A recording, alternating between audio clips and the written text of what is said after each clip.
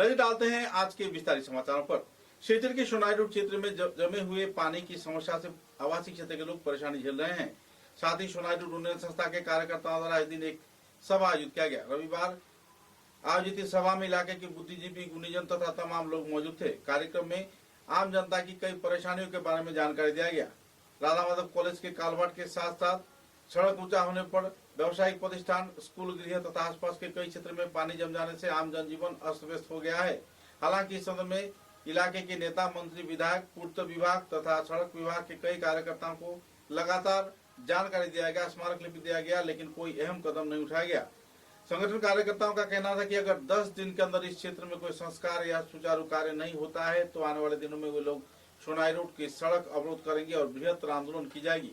लगातार HIDCL तथा पूर्त विभाग की ओर से लापरवाही बरते जाने पर तथा अपने मनमर्जी के अनुसार गैर जिम्मेदाराना तरीके से सड़क को ऊंचा कर दिए जाने पर आवासीय क्षेत्र के लोग, व्यापारी तथा कई संगठन कार्यकर्ता, स्कूली छात्र छात्रा बेहद परेशानी के दौर से गुजर रहे हैं। परेशानी के कगार में जिले सोनाई रोड क्षेत्र के पीड़ित, प्रभावित लोगों ने पत्रकारों के समक्ष अपनी समस्याओं के बारे में विस्तारित जानकारी दिया।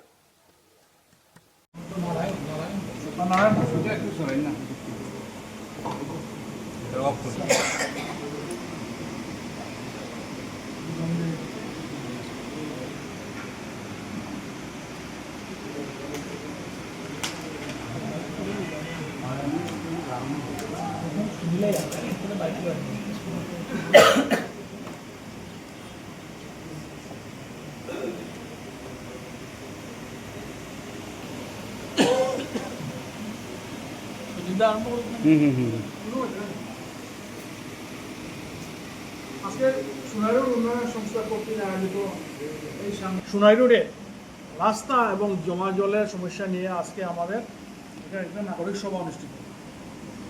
আজকে সোনাই রোডের যে একটা ভয়াবহ সমস্যা, যেটা হচ্ছে জমা জলের সমস্যা।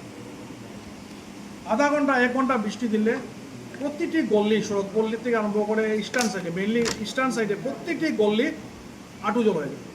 এটার সূত্রপাত due to raising of the Sonai road about 1 meter to 1.25 meter. বিগত দিনে 2024-এ NHIDCL রাঙ্গিরকাড়ি টু সোনারিঘাট এই একটা স্ট্রেচের মধ্যে তারা বিভিন্ন জায়গায় 1 মিটার, কোনো জায়গায় 100 মিটার, কোনো জায়গায় 1.5 মিটার রাস্তাকে উঁচু করে একটা ENDর বাঁধের মতো করে দেয়।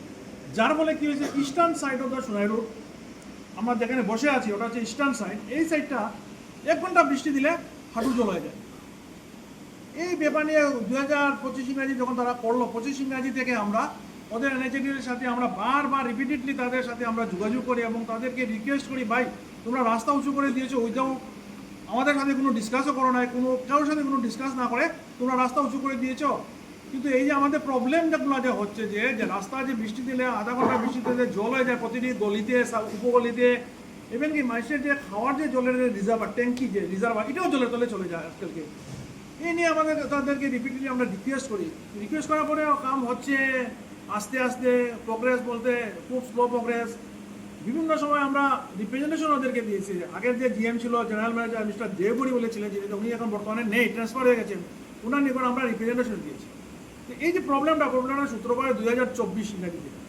আপনারা সবাই জানেন যে সোনাই রোডের যে ক্যাপিটাল টু সোনারিঘাট যে ন্যাশনাল হাইওয়ে 306, এই স্ট্রেচটা হচ্ছে ন্যাশনাল হাইওয়ে স্ট্রেচ, পুরো স্ট্রেচটা। এটা দুইভাবে বিভক্ত, একটা হচ্ছে রাঙ্গিরকাড়ি পর্যন্ত একটা স্ট্রেচ, একটা রাঙ্গিরকাড়ি টু সোনারিঘাট পর্যন্ত একটা স্ট্রেচ। রাঙ্গিরকাড়ি যে সোনারিঘাট এই স্ট্রেচের জন্য NHIDCL 2024 ইংরাজিতে একটা DPR প্রিপেয়ার করে।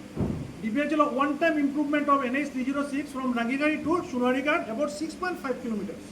তারা একটা DPR প্রিপেয়ার করে এবং DPR যেটা প্রিপেয়ার করে, DPR এর টোটাল এস্টিমেটেড ভ্যালু ছিল about 14.41 lakhs including their charges, 37 point something for civil works and rest for their charges, departmental charges. এগুলো ছিল ডিপার্টমেন্টাল চার্জ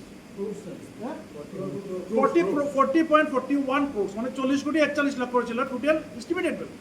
অ্যাকর্ডিংলি স্যাংশন হয়, NHIDCL এটার জন্য টেন্ডার ফ্লোট করে, টেন্ডারিং করে। টেন্ডারিং করার পরে মহারাষ্ট্রে একটা ফার্ম DC আসবেরা, এই বলে মহারাষ্ট্রে একটা ফার্ম, তারা টেন্ডারিং করে এই কাউন্টার নেয় এবং এই কাউন্টার যে নেয় বিলো 35%। আমরা যেটা জানতে পারি যে RTI মাধ্যমে, যেটা 40 কোটি টাকা এস্টিমেটেড ভ্যালু ছিল, ওটা ওরা 26 কোটি টাকা কামটা নেয়, মানে 35% বিলোতে ওরা কামটা নেয়। এই যে মেসার্স ডিসি আসবিরা এই যে কামটা নেয়, নেওয়ার পরে এরা কোনো ইনফ্রাস্ট্রাকচার এখানে নেই। তারা এখানে একটা সাব কন্ট্রাক্টর এসআর ইনফ্রা বলে একটা সাব কন্ট্রাক্টর ওকে ওরা ধরে এবং ওকে এরা কাজে লোকজন করে। এই যে এসআর ইনফ্রা 2024 অক্টোবর থেকে ওরা আর্থিংয়ের কামটা শুরু করে এবং রাতারাতি মানে ওয়ার ফুটিং যুদ্ধকালীন তৎপরতায় সোনারুটের রাস্তা ওরা কাম করে। একবার মানে রাত্রে 12টা করে কাম শুরু হয়, এক দিনে মনে হয় 0.5 কিলোমিটার 1 কিলোমিটার কাম হয়ে যায়।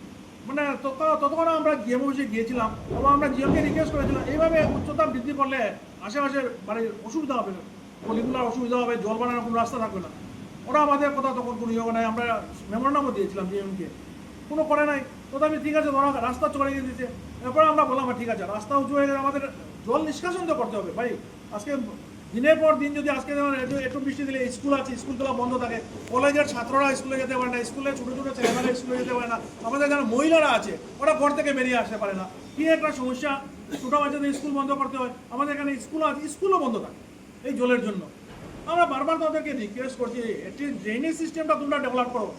এই যে ডিসি থেকে এসআর ইনফ্রা কাম নিল, ওরা রাস্তার কাম করলো, যখন ড্রেনে কাম শুরু করলো এত স্লো ওয়ার্ক মানে এটা কল্পনা বাইরে। বারবার আমরা যাই এনএচআইডিএলকে রিকোয়েস্ট করি। একজন জিএম ছিল আগে দেবপুরি, উনি ট্রান্সফার হয়ে গেছেন, এখন নতুন জিএম আছেন, উনি বলে আমাকে একটু সময় দিন। ঠিক আছে 1 মাস আমরা দিলাম, তারপর আবার ওনাকে আমরা ভিজিট করলাম। ভাই আমরা এভাবে কতদিন চলবে, আপনারা কাজ ফাস্ট করুন। কাজটা একবারে স্লো হয়ে গেছে। আজকে ওদের টোটাল ড্রেন ছিল অ্যাবাউট 10 কিলোমিটার, টোটাল ড্রেনের লেন্থ ছিল বোথ সাইড 10 কিলোমিটার। সেই জায়গায় এখন পর্যন্ত আমরা যতটুকু ইনফরমেশন নিয়েছি only 30 to 35% over completed tilting. এও কিন্তু ফুল কমপ্লিট হয় নাই, উপরের স্ল্যাব দেওয়া হয় নাই এখনো, খালি জাস্ট উপরের মানে পার্ট যে জায়গায় পরিষ্কার করা হবে, আয়রন স্ট্রাকচার হবে, এগুলো এখনো হয় নাই, খালি উপরে ইয়েটা করে দিয়ে দিয়েছে। এই যদি গতি চলে যে আমাদের সোনারুটবাসী কী অবস্থা হবে বিগত আসছে দিন। বর্ষা তো এখন শুরু হয়েছে মাত্র, আর ভবিষ্যতে আরও বর্ষা আসবে, কিন্তু এনএচএডিসি লেগে হাত পা গুটিয়ে বসে আছে। ওরা তো কন্ট্রাক্টরের সাথে ওদের কোনো কন্ট্রোল নাই। আমরা যদি ওখানে বলে কন্ট্রাক্টর ওদের কথা শুনে না। আর সবচেয়ে আশ্চর্যজনক বিষয় একটা দেখেন, এই যে আমাদের এখানে একটা কলেজ আছে রাধা মাধব কলেজ, গত মে মাসের প্রথম দিকে এই কলেজের সামনে কালভারটা ওরা ডিসমেন্টেল করে, একটা কন্ট্রাক্টর যে ছিল ডিসমেন্টেল করে ওটাকে থ্রো করার জন্য। ঠিক আছে ডিসমেন্টেল করার পরে ওটা ফেলে রেখে দেয়, ফাঁস করে না। তারপর আমরা আবার আমাদের ডিউটি না, কিন্তু এটা সোনারুট উন্নয়ন সংস্থার ডিউটি না, এটা কন্ট্রাক্টরের দায়িত্ব, এনএচআইডিএল অ্যাকাউন্টেবিলিটি যে এটা সম্পূর্ণ করা, ওটা ফেলে রেখে দেয়। তারপর আমরা আবার ইমিডিয়েটলি 3-4 দিন গিয়ে ওদেরকে প্রেসার করলাম, ভাই কালভারটা ভেঙেছো, এখানে কলেজ আছে, ইনএভিডেন্টরা আছে, তোমরা এটা ইমিডিয়েটলি কমপ্লিট করো। যাক কিছুদিন পরে কালভারটা তারা কামটা শুরু করলো এবং কামটা কমপ্লিট করলো। কামটা কমপ্লিট করার পরে আর এতদিন হয়ে গেছে কালভারটা কোনো অ্যাপ্রোচ নাই, উইদাউট অ্যাপ্রোচ জনসাধারণ এটা ব্যবহার করতে পারে না। কলেজের একটা কলেজ আছে, ছাত্র আছে, ওরা কেউ এটা ব্যবহার করতে পারে না। কলেজের প্রিন্সিপালকে আমি কতদিন ফোন করেছিলাম, ম্যাডাম এই ব্যাপার আপনারা কী স্টেপ নিচ্ছেন? বলে আমরা তো ডিসিকে মেমোরান্ডাম দিয়েছি, আমরাও দিয়েছি, সোনারুট উন্নয়ন সংস্থার তরফ থেকে ডিসিকে মেমোরান্ডাম দেওয়া হয়েছে এবং আমাদের সাংসদ যিনি রয়েছেন রাজ্যসভার সাংসদ ওনাকে আমরা বিগত দিনে মেমোরান্ডাম আমরা দিয়েছি যে এই অবস্থা এনএচআইডিসিএল ওনাদের কোনো অ্যাকাউন্টেবিলিটি নাই। আমি কতদিন জিএমের এখানে গেলাম, বললাম আপনাদের কি সামান্যতম অ্যাকাউন্টেবিলিটি নেই যে একটা কলেজ, ইম্পর্টেন্ট কলেজ, এখানে এত ঘর বাড়ি আছে, এত লোক আছে, ওটা কী ধরনের প্রবলেম ফেস করতেছে, আপনারা সামান্যতম একটা কালভার্টের অ্যাপ্রোচ বানাতে পারে না, আর আপনারা হাজার হাজার কোটি টাকার কাম করছেন। ওরা কোনো রিপ্লাই দিতে পারে না, বলে কন্ট্রাক্টরকে বলা হয় কন্ট্রাক্টর কাম নেই কাটায়। তো এইভাবে ওদের মানে ক্যাজুয়াল বক্তব্য যে আমরা বলছি যে আপনি যদি